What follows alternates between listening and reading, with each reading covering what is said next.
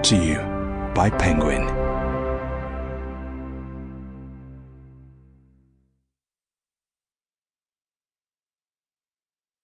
Our Kind of Traitor by John le Carré.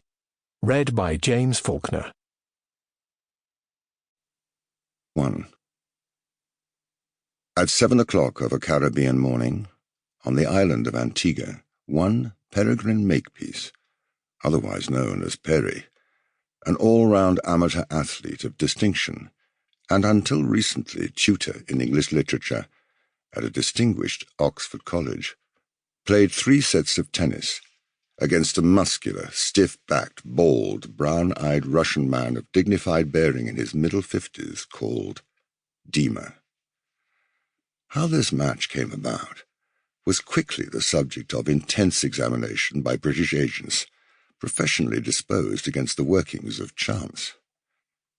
Yet the events leading up to it were on Perry's side blameless.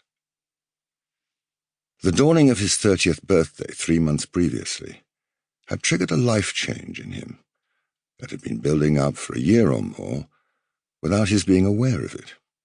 Seated, head in hands, at 8 o'clock in the morning in his modest Oxford rooms, after a 7-mile run that had done nothing to ease his sense of calamity, he had searched his soul to know just what the first third of his natural life had achieved, apart from providing him with an excuse for not engaging in the world beyond the city's dreaming spires.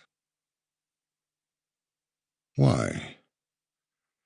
To any outward eye, his was the ultimate academic success story. The state-educated son of secondary school teachers arrives in Oxford from London University, laden with academic honours, and takes up a 3-year post awarded him by an ancient, rich, achievement-driven college. His first name, traditionally the property of the English upper classes, derives from a rabble-rousing Methodist prelate of the 19th century named Arthur Peregrine of Huddersfield.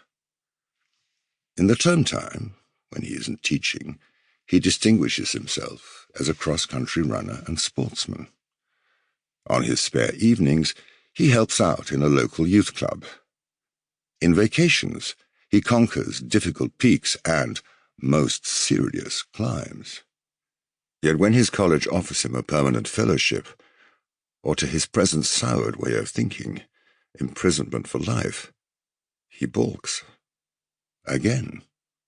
Why? Last term, he had delivered a series of lectures on George Orwell, under the title A Stifled Britain, and his rhetoric had alarmed him. Would Orwell have believed it possible that the same overfed voices which had haunted him in the 1930s, the same crippling incompetence, addiction to foreign wars, and assumptions of entitlement, were happily in place in 2009? Receiving no response from the blank student faces staring up at him, he had supplied it for himself. No. Orwell would emphatically not have believed it, or if he had, he would have taken to the streets. He would have smashed some serious glass.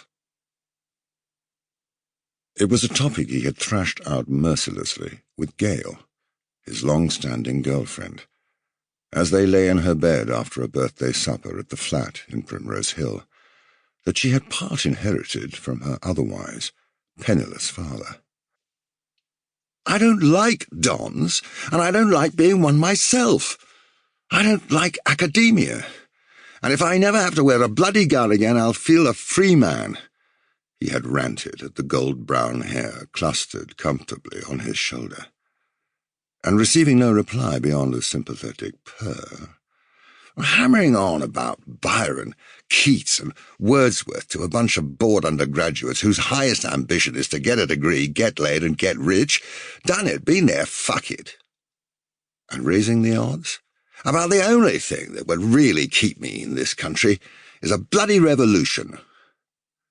And Gail, a sparky young barrister on the rise, blessed with... Sample complete. Ready to continue?